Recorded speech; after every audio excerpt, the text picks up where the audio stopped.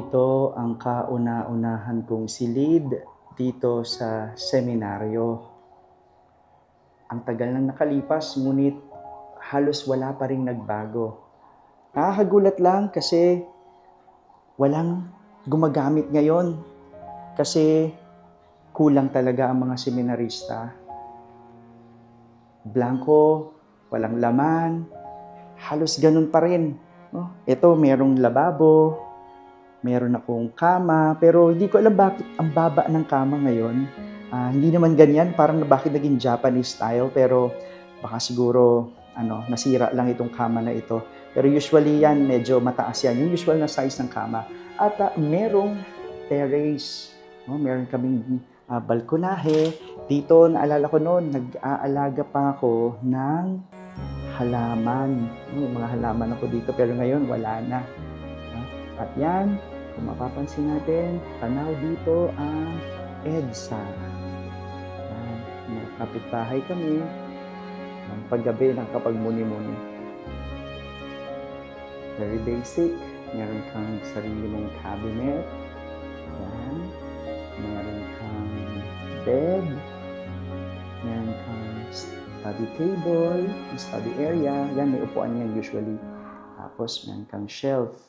Meron kang sink for washing area or for wash area. Meron kang veranda. At itong kwarto na to, may kasama na rin isang ceiling fan. Yan. Pero pwede ka pa rin magdala ng isa pang electric fan. So basically, yan. Ganyan lang kasimple ang laman nitong kwarto namin. Simple man, pero enough para maging komportable, makapag-aral, at makapagpahinga.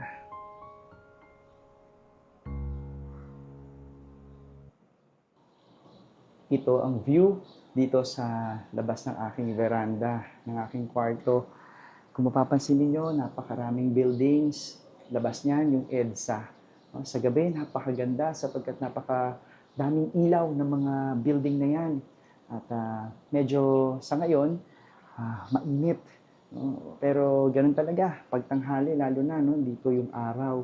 Kaya kailangan sasara mo yung bintana para hindi ka mainitan, lalo na kapag ka nag-siesta kami. Itong kwarto ko na to, naku, marami akong memories dito. Kasama na din yung mga katatakutan. Konting kwento lang. Alam niyo ba na dito sa kwarto ko, unang naranasan yung, paano ko ba sasabihin ito? Siguro multo. Multo. Hindi ako naniniwala kasi hindi naman ako nakakaramdam o nakakakita ng multo. Hanggang sa isang beses, after ng isang aming spiritual conference, ay natungkol sa exorcism, nung gabing yun, natulog ako at hindi ko alam, sa kalagitnaan ng gabi, nagising ako. Pasok tayo dito para maikwento ko ng maayos. Nagising ako, tapos, habang natutulog ako dito sa kama na to, yan, alam niyo ba, nakaharap ako doon sa may pader. Nagising ako na gumagalaw yung buong katawan ko. Niyuyug-yug ako, para akong ginigising. Pagtingin ko, pagbaling ko dito sa side na ito, kasi mataas talaga itong kama na to eh. So, pagbaling ko, nakita ko, nakahiga kang ganyan, nakita ko, mayroong paa o mayroong hita. At pagtingin ko sa taas, bigla siyang nawala. Nung pagkawala niya, biglang nagulat ako. Siyempre, yung initial reaction ay matakot. Gusto kong sumigaw, gusto kong magdasal, sabay-sabay. Tapos, pagtingin ko, pagbaling ko sa taas, pagkita ko, parang nakatayo siya sa katawan ko at nakatingin sa akin. Nung sisigaw na ako, biglang nawala. Hindi ko alam kung bakit, kung paano nangyari yon. So, yun yung unang pagkakataon at karanasan ko tungkol sa mga bad spirit.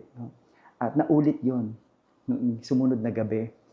Halos ganun pa rin. Kaya noong sumunod na araw, after 2 nights akong parang minumulto, sinabi ko na sa mga pare, sa mga formators, sa mga kasama ko seminarista at nag-bless ng buong seminaryo. At binibless din itong aking kwarto. At mula nun, wala na akong naranasan o wala na akong nakita pa ng mga bad elements or bad spirits. Hindi ko alam kung yun ba ay bangungot, hindi ko alam kung yun ba ay ah, nangyari talaga, pero isa lang ang talaga natatandaan ko. Lahat ng yon very clear sa aking memory at minsan din sa aking buhay, naranasan ko rin yung mga ganun karanasan. Kaya sarap balikan itong kwartong ito sapagkat napakadami kong naging memories kasama nitong kwartong ito. At ito, naalala ko pa, nakita ko, itong shelf na ito, kulang yan nalagay ng libro sa buong stay mo ng 6 years dito sa seminaryo, sa dami ng libro na kailangan mong basahin. Natandaan ko noon, sa isang subject namin ng spirituality, no first year kami, 3 libro ang kailangan namin basahin in 1 month. Isang subject pa lang yon. At yon ay kailangan namin gumawa ng 3 pages ng reflection at 2 pages ng summary. So, 5 pages in each book. Kailangan buwan-buwan namin ipapasa yon sa aming teacher. Kaya itong bookshelf na to, kulang yan. Talagang mapupuno ng libro. Ano pa ba? Halos wala. Natutuwa lang ako na mabalikan ang kwarto na ito. Isa pa pala, ito, yan. Wala kaming CR, wala kaming sariling CR, common ng CR, pero meron kaming sink. At dyan, yan, pwede ka maghilamos. Yan lang yung pwede mong gawin. Hilamos. At meron ka rin sarili mong lagayan ng mga toiletries o yung mga gamit pang laba. Kasi dito, kanya-kanya rin ang paglalaba ng mga underwear namin at iba pang mga damit. So, ang sarap lang balikan at salamat at ako'y sinamahan ninyo dito sa aming seminaryo. Bukas, meron pang huli at meron pa akong ibabahagi na pinaka paborito kong lugar dito sa aming seminaryo. Nandito tayo ngayon sa isa na namang lugar na paborito ko sa aming seminaryo at itong lugar na to ay ang lugar kung saan ako nagpapahinga, kung saan ako nag-aaral, kung saan ako nagbibihes at itong lugar na to walang iba kundi ang aking unang silid o kwarto dito sa seminaryo.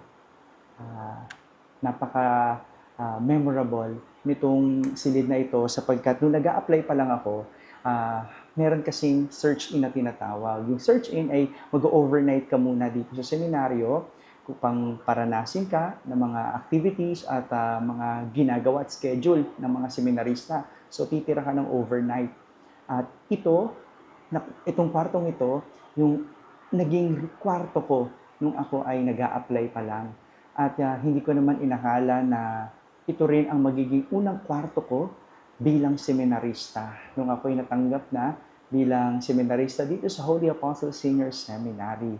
At marami ang memories dito sa kwarto na ito. At sapagkat lalo na nung unang taon ko, maraming beses akong homesick, no? At dito lang ako nagkukulong. Dito ko lang ina-express ang lahat, no, sa pamamagitan ng pagsusulat sa journal. Yung mga pangungulila, yung mga namimiss mo, yung mga ginagawa mo noon, nung nagtatrabaho ka pa, yung mga activities na ginagawa, no, nasa labas pa. At wala nang magawa, kundi sumulyap na lang sa bintana at tumingin mula sa labas, no, kung ano kaya ang buhay sa labas, no, kung ako ay hindi naging seminarista. Yung mga ganong bagay lang. Pero isa sa mga magandang karanasan ko dito sa kwarto na ito ay syempre dito ako mas natutong tumira mag-isa. No? Importante yon bilang pare sapagkat ang buhay pagpapare ay ibig sabihin pag-aalay ng sarili sa Panginoon na mag-isa. No? Mag-isa, hindi ibig sabihin walang kasama, pero mag-isa yung kakayanin mo sa buhay na mag-isa. Literal, kasi ito yung unang pagkakataon na mawalay ako sa pamilya ko. Never naman ako naka-experience na mag-dorm o mag-board, lalo na nung ako'y nag-aaral. At lagi ako umuuwi, kaya ito yung unang pagkakataon ko na mapalayo sa kanila. Kaya very special itong silid na ito sapagkat ito ang unang silid ko sa seminaryo nung ako'y nag apply at ito rin ang unang naging silid ko bilang seminarista. By the way, alam nyo, every year naglilipat-lipat kami ng kwarto kaya sinabi ko na ito yung isa sa mga, ito yung kauna-unahan. No, nung second year na kami, third year, fourth year, lilipat kayo taon-taon. Nagpapalit-palit ng kwarto. At ginagawa namin yon para hindi kami masanay sa isang lugar. Kaya ng isang pare na palipat-lipat din ang assignment para hindi masanay o maging komportable sa isang lugar. Yan. At masarap balikan muli ang lugar na naging paborito mo at lugar na espesyal sa iyo. Sa ngayon, tayo muna ay magnilay para sa ating pagbasa sa araw na ito. Ang ating ebanghelyo sa araw na ito ay nagmula kay San Mateo. Jesus said to his apostles, "As you go, make this proclamation. The kingdom of heaven is at hand. Cure the sick, raise the dead, cleanse the lepers, drive out demons. Without a cost, you have received. Without cost, you are to give. Do not take gold or silver or copper for your belts, no sack for the journey, or a second tunic, or sandals, or walking stick. The laborer deserves his keep. Whatever town or village you enter, look for a worthy person in it, and stay there until you leave. As you enter a house, wish it peace. If the house is worthy, let your peace come upon it. If not, let your peace return to you. Whoever will not receive you or listen to your words, go outside that house or town and shake the dust from your feet. Amen, I say to you, it will be more tolerable for the land of Sodom and Gomorrah on the day of judgment than for that town." The Gospel of the Lord.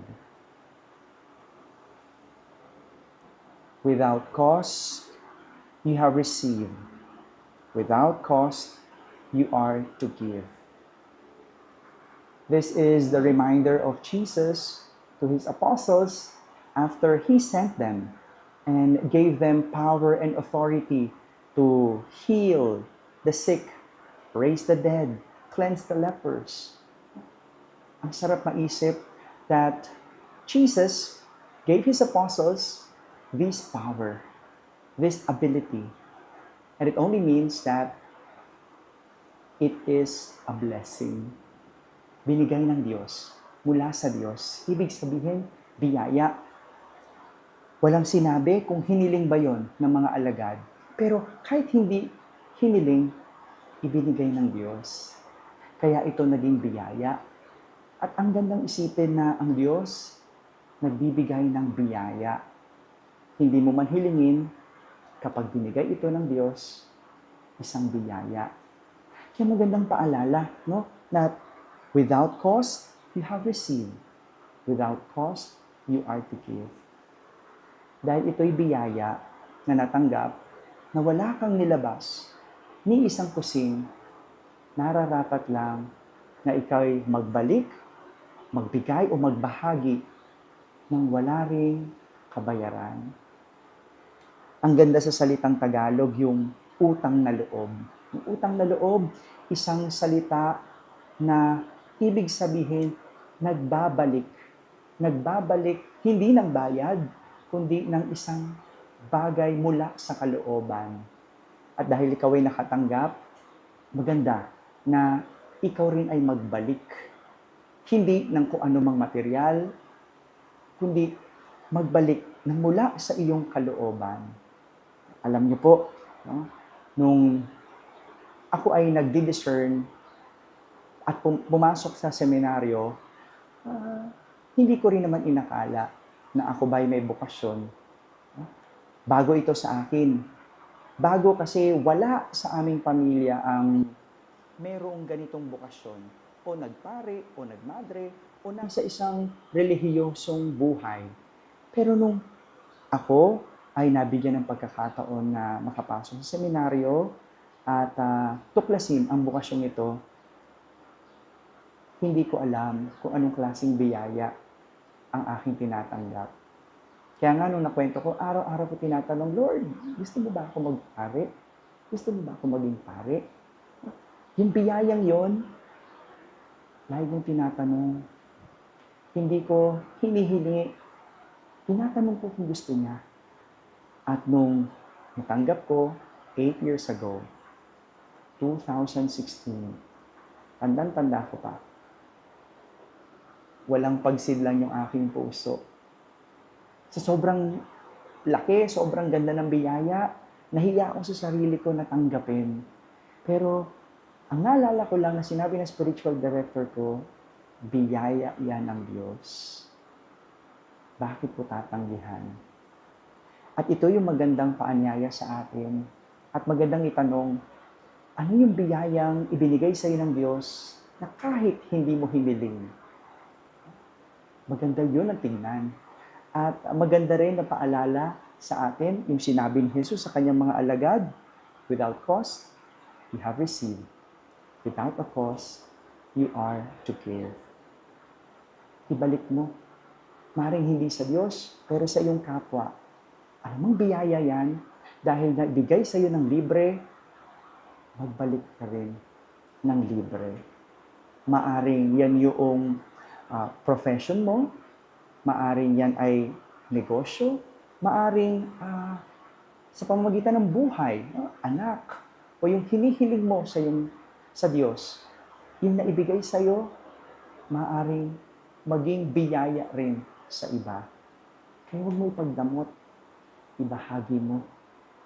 Kalusugan man yan, propesyon, galing, talento, andyan ang simbahan, bukas para tumanggap sa mga biyayang pwedeng ihandog ng bawat isa sa kanyang kapwa. Without a cost, you have received. Without a cost, you are to give. Amen.